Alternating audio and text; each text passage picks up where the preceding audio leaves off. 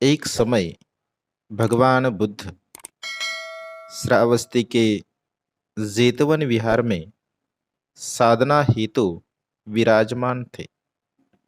तभी राजा प्रसेनजित भगवान के समीप जाते हैं और भगवान से वंदना करके भगवान से वो प्रश्न करते हैं, भगवान, दान किसे देना चाहिए? भगवान कहते हैं, महाराज, जिस पर चित्त प्रसन्न हो ऐसे को दान देना महाफलदायी होता है। भगवान बुद्ध राजा को समझाते हुए बताते हैं, महाराज, जो सिलवान है ऐसे सिलवान व्यक्ति को दान देना महाफलदायी होता है।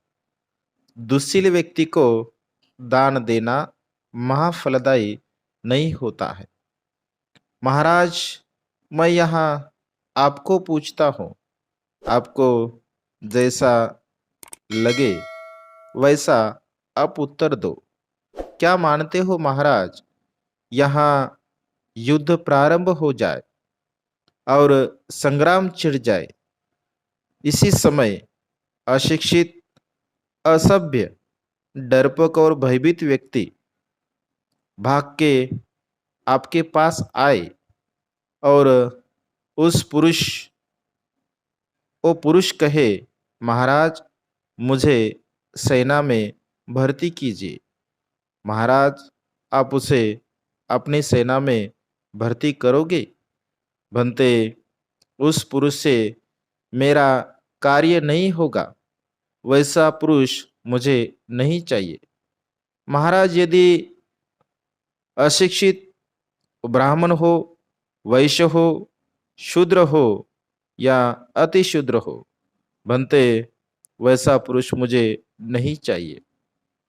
तो क्या मानते हो महाराज, युद्ध आरंभ हो जाए, संग्राम छिड़ जाए, तब सुशिक्षित, निडर और जान लेकर न भागने वाला अगर क्षत्रिय आए तो उसे पुरुष को आप रखोगे?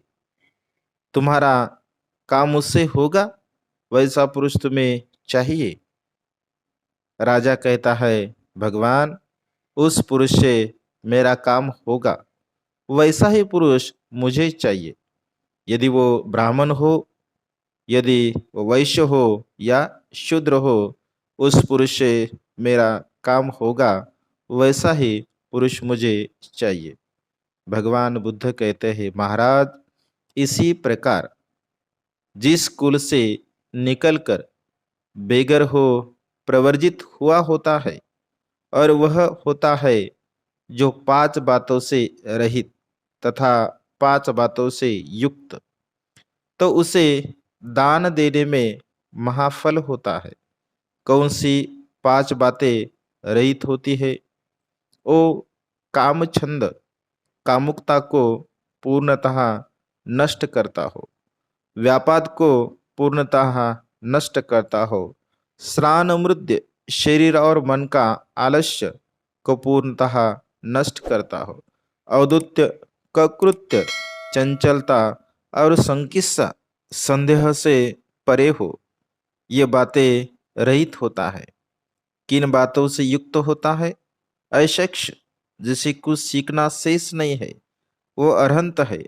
शील खंड, समाधि कंद, विमुक्ति स्कंद और विमुक्ति ज्ञान दर्शन, इन 5 बातों से वो युक्त हो।